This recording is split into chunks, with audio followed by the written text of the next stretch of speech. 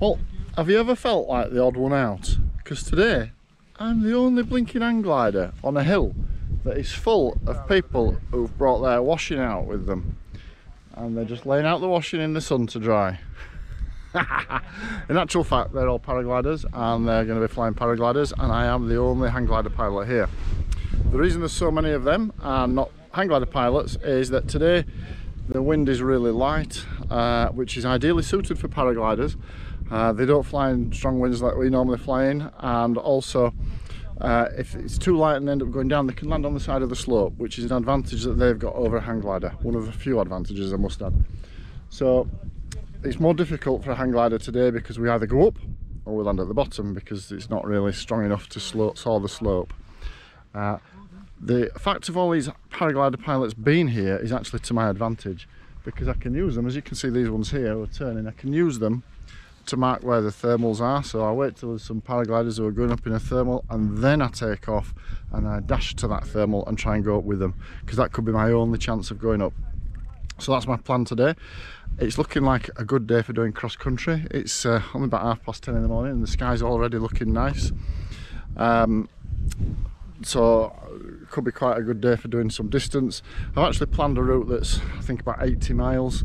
I thought about going for a little bit further to Cambridge Aerotow, which would be around about 100 miles, but the issue there is it's adds considerable driving. I've picked somewhere that's it's easier to get back from for driving, but having said that, if I get to my 80-mile mark and I'm still high, I'll keep going. And also I've set some quite long distances recently and not made it. So this is still a long distance, hoping to make it today. The main problem when we talk about cross country from this particular site is getting out of the Peak District. So the first issue is you take off here, you go up, hopefully you get to cloud base, and you go over the back of the hill. When you go over the back of the hill, the next stop is a place called Kerber Edge, which is another hill that works really well. You get a lot of thermals kicking off in that area. Then after Kerber Edge there's some more land, and then the Peak District goes down to the flatland. So and that downward slope, the wind's following that downward slope, so the wind is going down and taking you down with it for quite some distance. So if you don't get a thermal on that moorland before you go over the top, or you're not really high, you'll end up going down and down and down and landing round about the Chesterfield area, and that's happened to me so many times. So it's a bit of a tricky thing for me getting over that, out of the peaks and onto the flatland. Once you get to the flatland, it gets a little bit easier from that perspective. You've got more clearance between yourself and the ground when you're at cloud base. The ground's further away from you, and you don't have that issue with the ground sloping down. It's more flat, so you don't have the wind pushing you down. So that's my plan today. Try and get out of the Peak District first of all.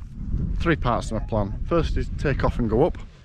If I manage that, then it's get out of the Peak District, and if I manage that, it's to do some good distance cross country. So those are 3 parts of my cross country plan today, and we'll see what happens.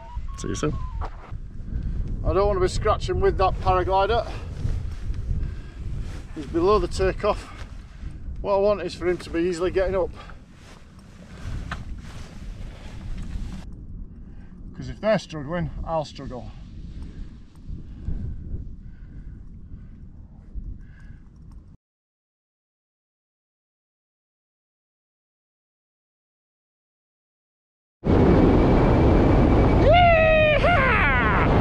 Here we go, thermaling up off Bradwell, 2,000 feet, having a top time, going up nicely. Oh yeah, look at the sky. Oh yes, this is Darren Extreme Sports. Woohoo! Not that I'm enjoying it, of course. I'm just this is work for me. This is pensioneering.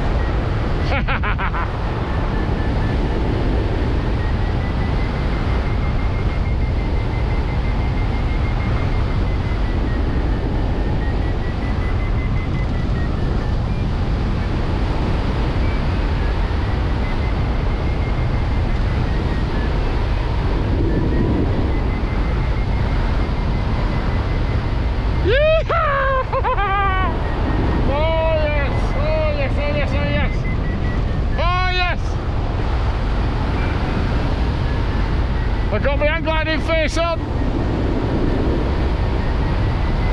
Turning you off to concentrate now.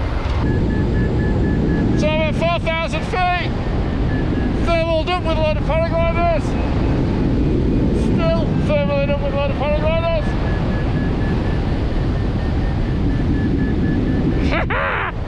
Look at this! So taking off from Bradwell, which takes a westerly, likes a bit of north of it though, and today's a northwesterly, light winds.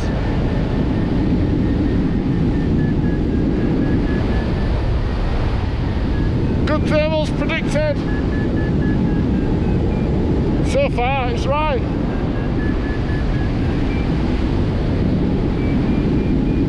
I'm noticing a paraglider who's left the thermal, set off downwind.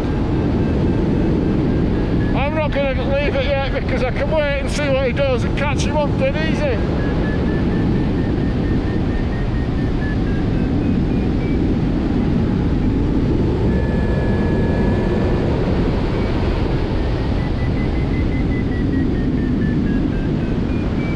He's come back actually.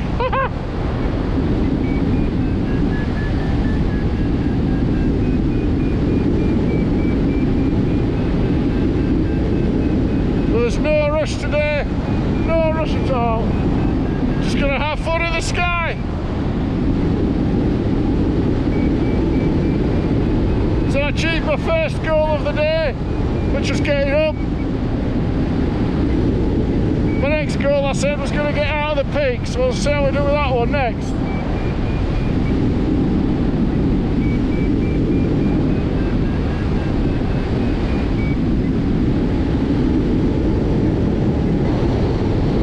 For the glide at 4,000 feet. That's my next cloud. All the paragliders have glided as well. The thermal just petered out there, not far below cloud base. I'm guessing cloud base at the moment is about 4,500 feet.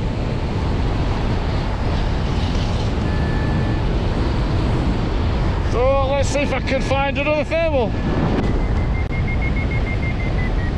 So I'm just topping out on my second thermal. 4,500 feet now. Still with all the paragliders. I'm going to stay with them as much as I can until I get out of the Peak District.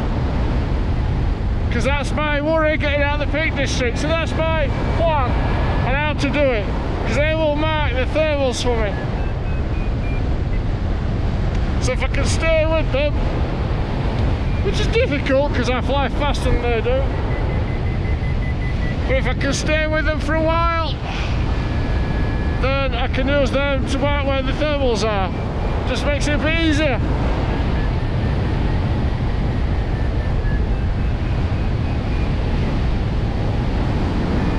So they're all going ahead now, and I'm just holding back just a little bit.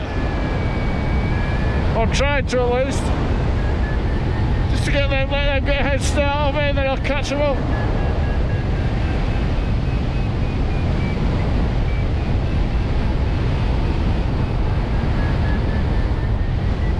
Of course, what I've got to do is stay out of cloud as well. But I'm right on the edge of the cloud here.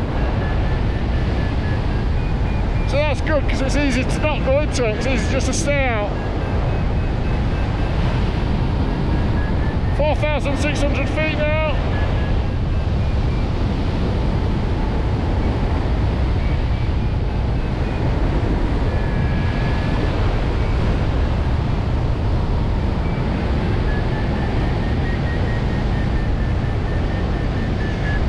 Nearly time to go on a cloud, catch up those paragliders, but they're not right far ahead, so I'll overtake them pretty quick, that's the problem.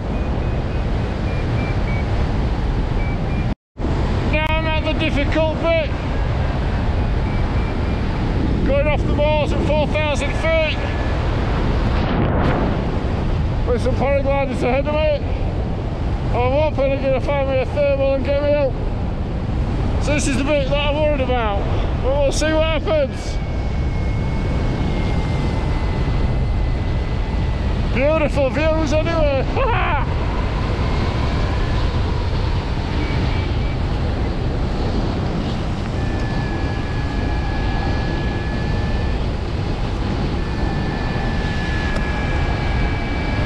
paragliders!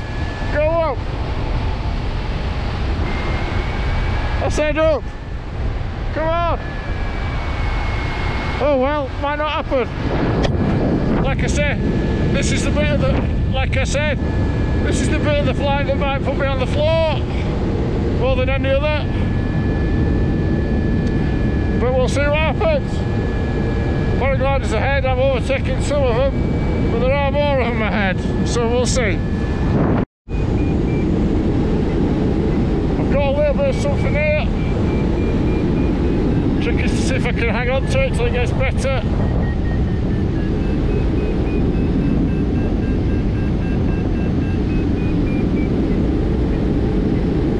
There's another paraglider firmly not far from me, just above me.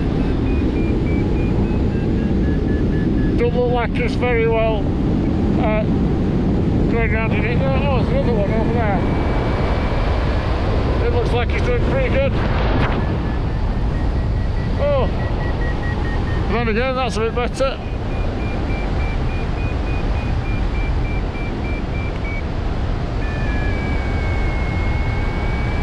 No, I think I'm going to cut and run for the one that's doing well.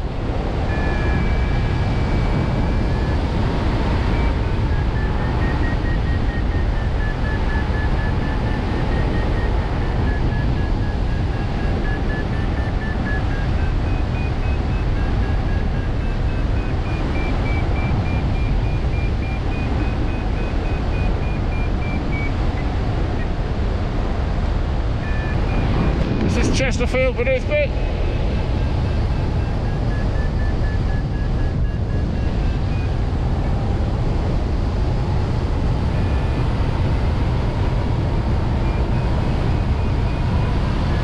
He's doing considerably better over here. I keep losing it. Let's get over here.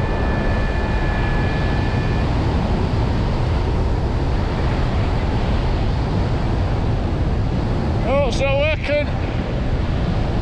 I might have buggered that one up. Story of my life.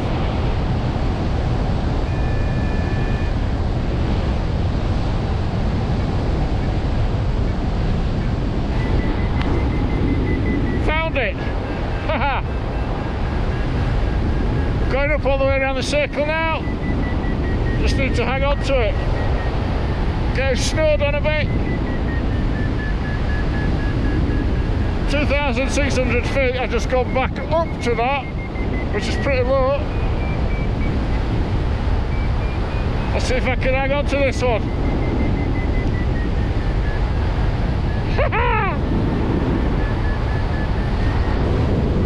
I'm in a nice, strong position now. 4,300 feet from that thermal, still going up, almost at cloud base. Leaving the peaks now, still at Chesterfield down there, and there's paragliders ahead of me, so I've got people to pimp off as I'm going along, so I'm just going to max out this climb and then go on a glide, but I should make it out of the peak district now, out of the peaks now, so that the bit I was really worried about, I got quite low-ish, found a thermal, got back up, and here I am. Still going up in it, nearly at cloud base, nearly time to glide. This is just exactly what I want to do today. This is brilliant. I can't emphasise enough how much I'm enjoying it, although I've just lost my voice a little bit. Look at this.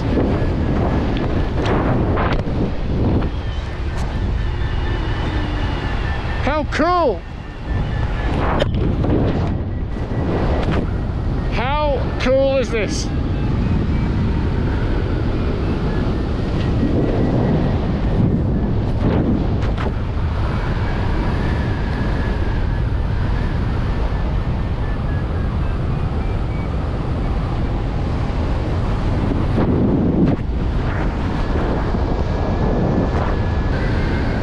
Well, stage 2 of my master plan has been achieved.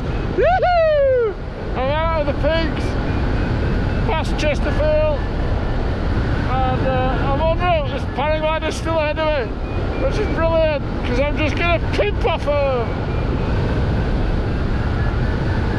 Here we go.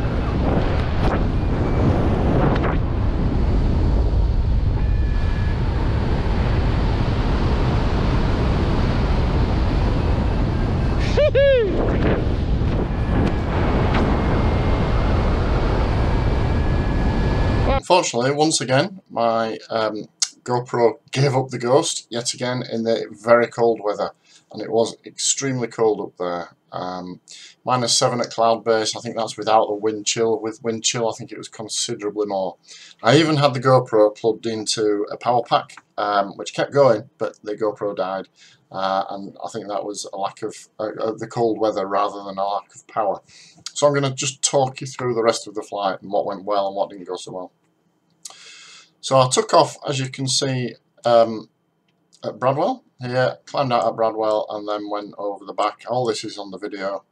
You see here how this was on the video, this thermal here, this is where I met with the paraglider. In fact, no, here I met with paraglider. And the video ended, I think, round about here over Mansfield, or maybe a little bit before, maybe around here.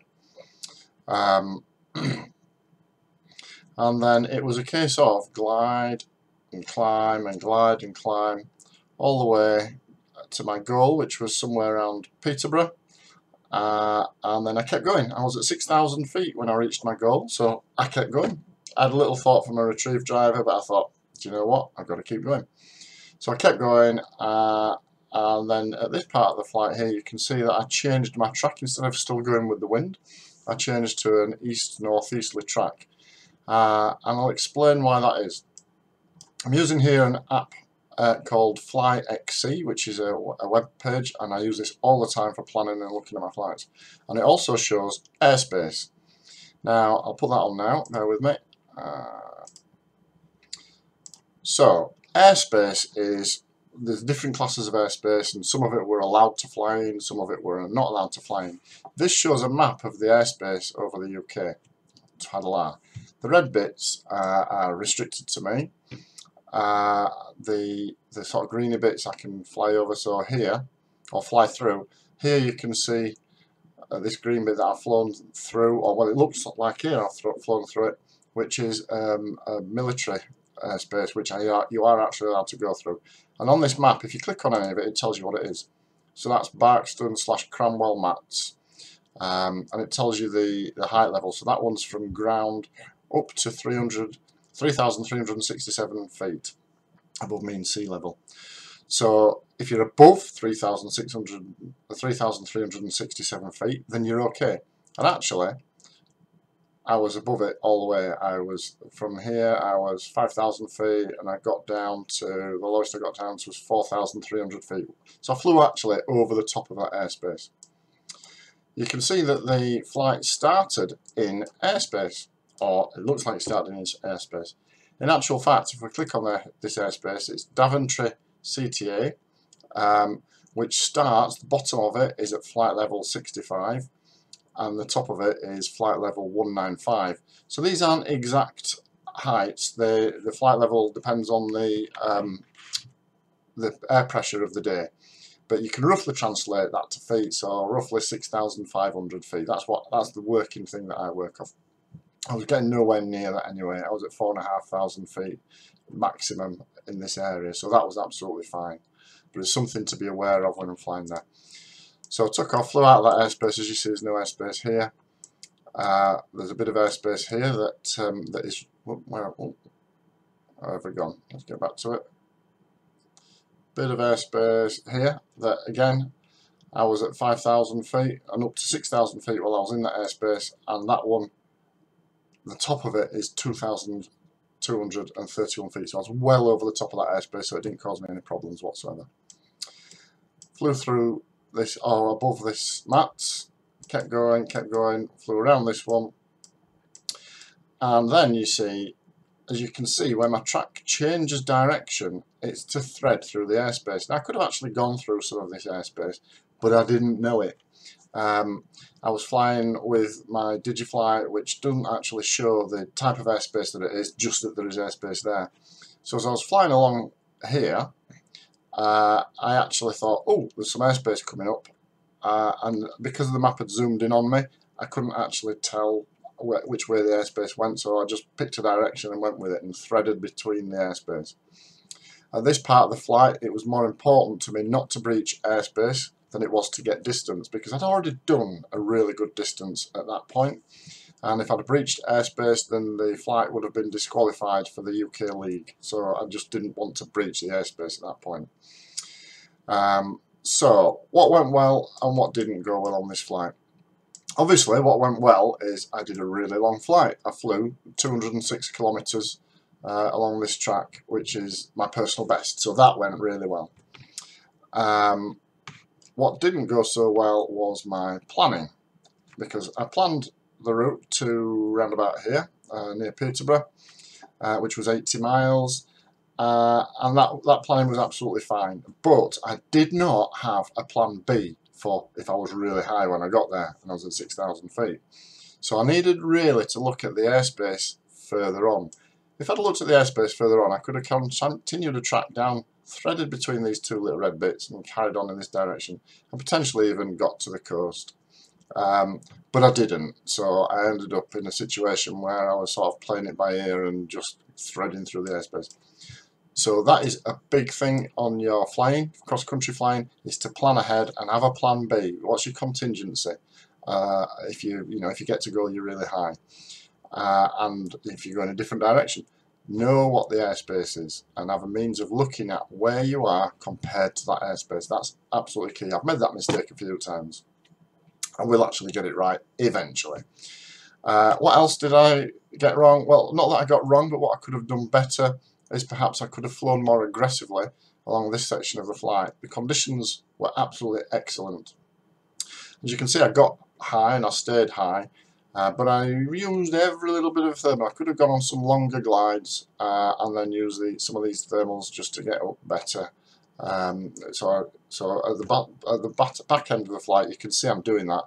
I climb up, and I'm going on a glide, and then back up again. So these big peaks and troughs. That's more aggressive flying, and actually flying across wind forces you to do that, because otherwise you don't make any headway. But this part of the flight, I was probably pottering a bit. I could probably have gone a little bit faster, which might mean I'd have had more of the day before the day ran out, and I might have got a bit further. But overall, I am really pleased with this flight. It was an absolutely top flight, and just one of my best ever. It was my furthest ever and one of the most enjoyable flights that I've had. So if you've got any comments or questions, just put them down below. You may have done longer, better flights. You may have some comments on how I flew here, or how I could have done better. Please share, and see you next time. Thank you.